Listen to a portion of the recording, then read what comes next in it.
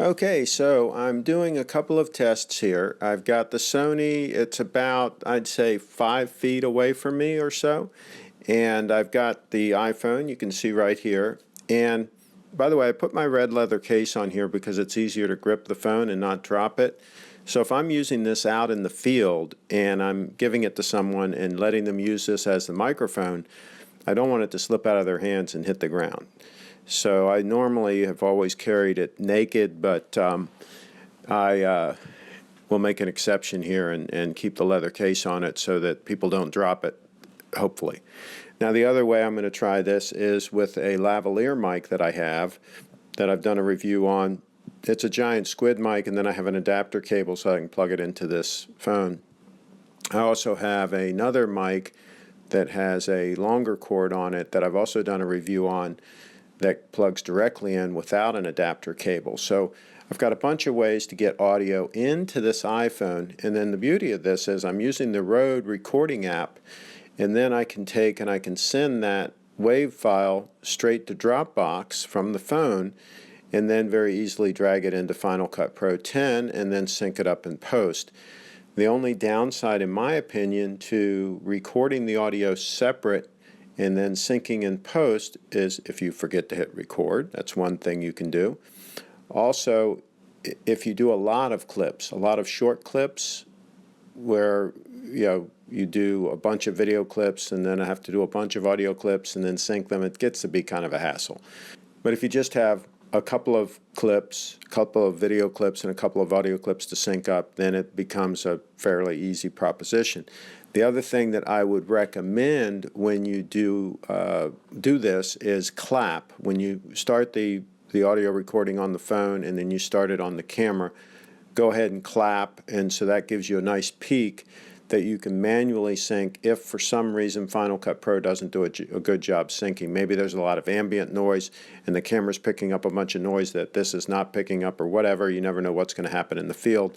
So it's nice to have that nice clap, that nice peak that you can line up very easily and sync the clips. And if you do make a mistake, if you're doing an interview situation or something like that, don't stop the clip and start over, because again, that gives you another situation where you have to sync again. So just stop, take a breath, and then you can always clip that out in post, but keep the camera rolling and keep the audio recorder rolling so that you only have one sync to perform. Now, one downside to this RX100 Mark IV is, and I always shoot 4K these days, is you do have a 5-minute time limit on the 4K recording. So that's something that you need to keep in mind. And I am going to do some testing this week. If you do a 5-minute, how long you have to stop to do the next 5 minutes. Does it have to cool a little bit or whatever? So I'm going to do some testing on that to see what the deal is on that. So this clip was with the phone, just holding it right here and just talking into it like I'm talking into a microphone. And the next clip will be with the lavalier mic plugged into the phone, and again using the phone as the audio recorder, but this time using the lavalier. Alright, this is the second recording, and again I'm using the Rode Recorder app. Now, be very careful when you're using this app not to accidentally hit the stop record button in the middle of whatever it is you're recording, because that's relatively easy to do. One thing you might want to do is make sure you have some kind of a case that you can put this in that kind of protects the buttons, or otherwise have a way to ensure that your talent, whoever you've got mic'd, does not accidentally hit the end recording button. Of course, you can confirm when you're finished, just make sure that it's about the same length in minutes as you're recording on the video camera, so that at least you know that you got the right amount of audio.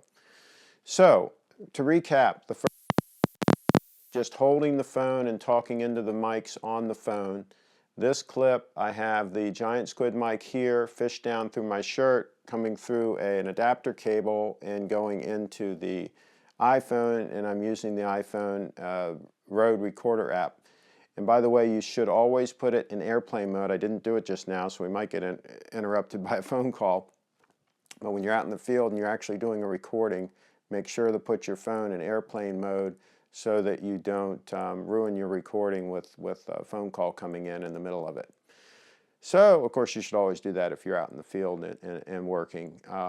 So let me know what you think, and I'm also interested to see how well this holds focus, because my Panasonic FZ1000, this is an autofocus mode, by the way, face detect.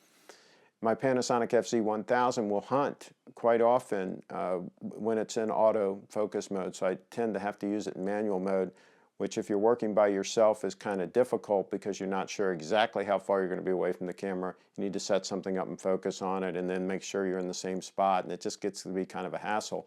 I'm hoping that this holds focus better and that that's going to be a non-issue. It seems like it is tracking my face. I can see the square around my face, so that seems to be working. It is a big plus on this Sony that you can flip the screen up and you can see yourself.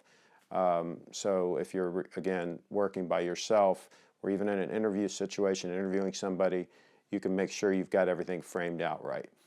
So please subscribe to my channel. I'll have more in-depth reviews and videos and so forth, and discussion of the Sony RX100 Mark IV and its 4K video capabilities. That's why I bought it, was for 4K video. The stills are great too, and by the way, I put it in 16:9 ratio for the stills that I take so that I can take them right into a video and I don't have to crop them to 16:9 ratio and all that. They're already done. So I like the ability to be able to set the Sony to shoot stills in 16:9 ratio as well. So, hey, please subscribe to my channel, share your comments. Thanks for watching.